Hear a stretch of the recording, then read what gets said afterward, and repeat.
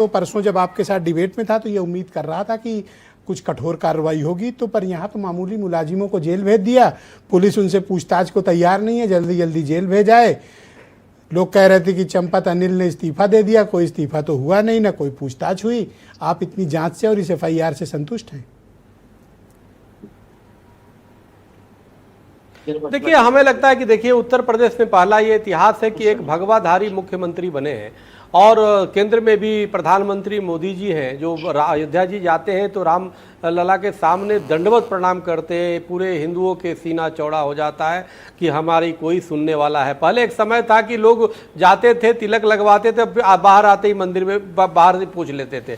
सवाल इस बात का है कि निश्चित रूप से इससे पूरे देश और दुनिया के जो हिंदू सनातन धर्मी हैं, जो राम भक्त हैं, वो कहीं ना कहीं उनकी भावना का वो केंद्र है अयोध्या राम मंदिर। वो मात्र एक मंदिर छोटा नहीं है, लेकिन उसमें जो पाप हुआ, जिस आस्था का जो कुठाराघात हुआ, इसमें ब्रजेश जी स्पष्ट रूप से जो आप इशारा कर रहे हैं, इसमें पूरा ट्रस्ट दोषी है। क्योंकि देखो, कोई आसान बात नहीं है। नृपेंद्र मिश्रा जी का वो बयान बड़ा स्पष्ट है। उन्होंने कहा कि हम वहां गए, अनियमितता तो है, वहां पे कोई जांच नहीं, किसी प्रकार का कोई नहीं, कोई आता था जाता था। अभी 45 दिन का CC कैमरा है, उसमें सैकड़ों बार आने जाने की अनियमितता दिखाई गई है, जिसमें कैसे पैसा लेके, धन लेके देव द्रव्य की चोरी हो रही है। सवाल इस बात का, आप ये कह रहे हैं कि छोटे मुलाजिम फंस गए और जो ये कांड करा रहे थे उन पर कोई एक्शन नहीं?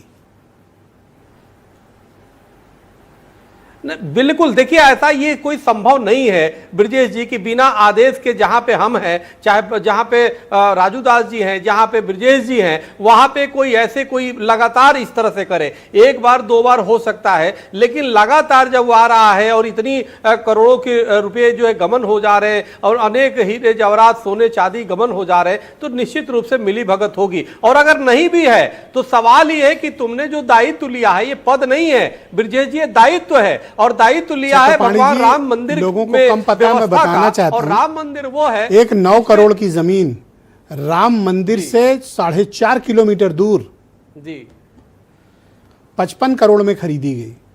क्या चंपत राय बताएंगे कि उस जमीन किस मकसद से खरीदी गई? जी मंदिर से 4.5 किलोमीटर दूर। अभी देवेशाचार्य जी से मैं इस चीज को कंफर्म भी करा दूंगा। ये तो बिल्कुल बताना चाहिए, ये तो बिल्कुल होना चाहिए। आप दान पेटी, कैश, ज्वेलरी, शिलाएं, सोना तो भूल जाइए, अकाउंट में क्या क्या कांड है इसकी तो कोई ऑडिट ही नहीं है।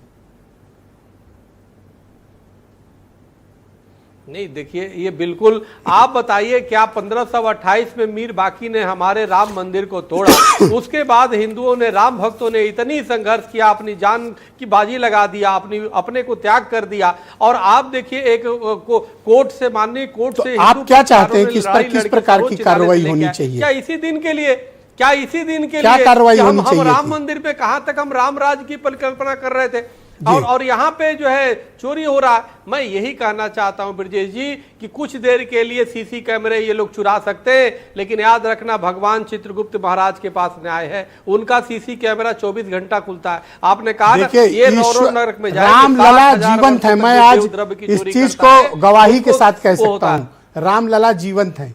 ये 20 दिन से इनका नंगाकरण सबका करवा रहे हैं, बिल्कुल जीवंत, और अभी सजा देंगे वो। हाँ, भाई हनुमान जी होते तो अब तक गदा मार दिए होते। राजू दास जी स्वीकारें या न स्वीकारें, लेकिन वो मर्यादा पुरुषोत्तम में पहले इनका आराम से नंगाकरण करेंगे, फिर मुकदमा होगा, फिर जांच होगी, बड़ी दुर्दशा होगी इनकी। मैं आपसे कह रहा हूं, मेरी तो बड़ी आस्था है जी। बहुत शुक्रिया आपका, बहुत धन्यवाद।